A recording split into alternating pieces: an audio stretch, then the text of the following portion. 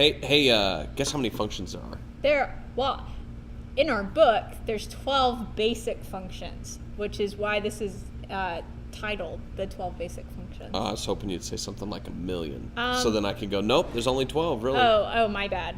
There's actually, you could probably say that there are more than this, but these are the 12 that our book picks as the most frequently seen functions. No, there's only 12, because after this, it's combinations of these. There's only 12 functions. Okay. Okay, good talk. Okay. All right, here we go. So let's just go through briefly. And you've actually recently, like in 1.2, you've seen quite a few of these in some fashion. Or in Algebra 2, you've seen a lot of these. Yeah. So we've got the identity function. Algebra 1. Which is just f of x, or you could put y here. Y equals x, and it's just a line that goes through the origin with a slope of up 1 over 1. Domain and range are both all real numbers. Because there's no fraction. Nothing stopping. No fraction, no radical. Then we've got the squaring function. Algebra 1. And you could also call that a quadratic. Right, which is how we'll refer to it quite a bit for a little while. And then when we talk conic sections, it will change from quadratic to parabola. Yes, this is, and the graph itself is called a parabola. It's a U-shaped graph, and it's f of x equals x squared. And notice our range here is from the bottom of that parabola up vertex to the tips. Yep. We got the cubing function, which is x cubed, and it's a squiggle like this, goes up Maybe to the right, Algebra 1, but probably Algebra 2. You've seen this one. Right. The absolute value function. Algebra 1 again.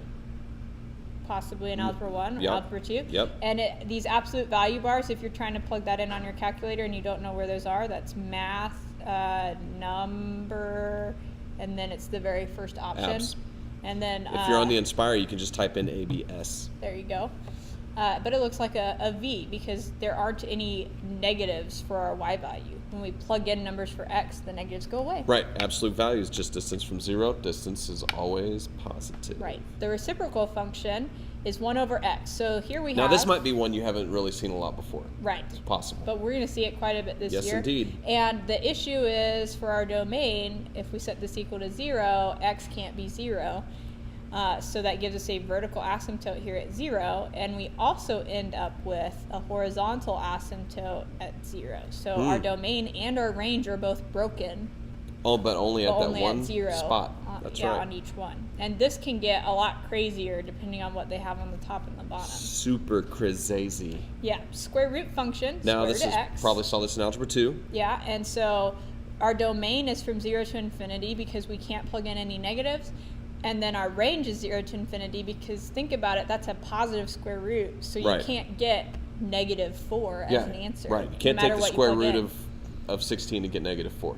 It's not happening. Can't do it. Yeah. Let's keep going, shall we? Okay, Let's just indeed. keep going. Look, there's more. So here we've got exponential growth, which would be like f of x equals e to the x, or you could just have a number to the x, right? And it would give you a similar like 2 graph. to the x is a similar one. Yes. Probably saw that in Algebra 2.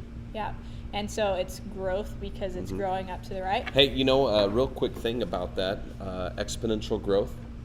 If you were to set up a real-life number line measured in feet, okay, and by the time you go 23 feet, I think, the width of a typical classroom, the exponential growth is so high it's close to the moon.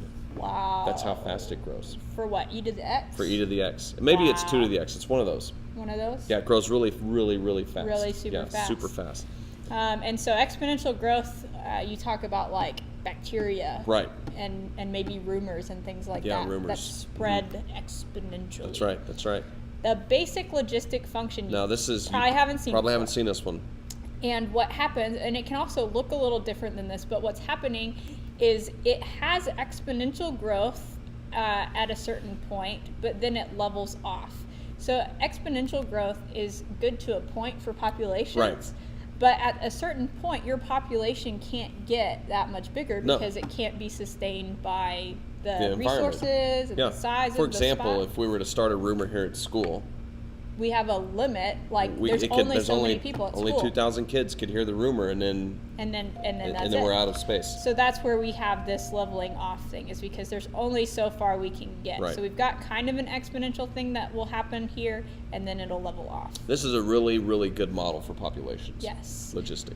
Natural logarithmic function. The natural log is represented with ln, and it is the inverse, which we haven't talked about yet. Hey. But it's like the opposite of exponential growth. If you actually graph those together and put like a line at y equals x, they're mirrors. Yeah, they're mirrored images. You probably saw natural log in algebra 2. Probably so. Now, this is the greatest integer function, and this is one that you don't see a lot mathematically, but you Right. see all the time in real life. For example, Your cell phone bill that your parents pay is based off of the greatest integer function. So your data on your cell phone bill, you get like 2 gigs for a certain price, but then as soon as you go over that 2 gigs, what happens? They charge you again.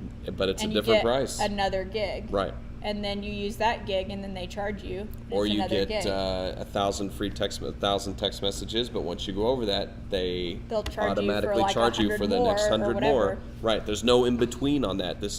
It's $5 for that extra gig, and then $5 for the next one. So it always is increasing. Right. The sine function and the cosine function, they actually might have seen some of that last year in You algebra could have seen 2. some of that, and you know what? If we're honest, them things are the same. Right, because they're just squiggly lines. Yeah. They start at different spots. Right. This point here is like this point here. Right.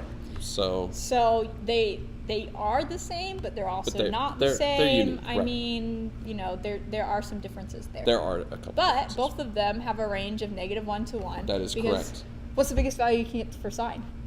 They're not going to get that, but it's 1. Hey, well, maybe later. 1. That's all we have for this section until later. Shut the door. Really? That's it? That's all okay. That's part 1. And Part then we're one. going to do piecewise graphs in part 2. Piecing part 2 coming up. Piecewise graphs part 2.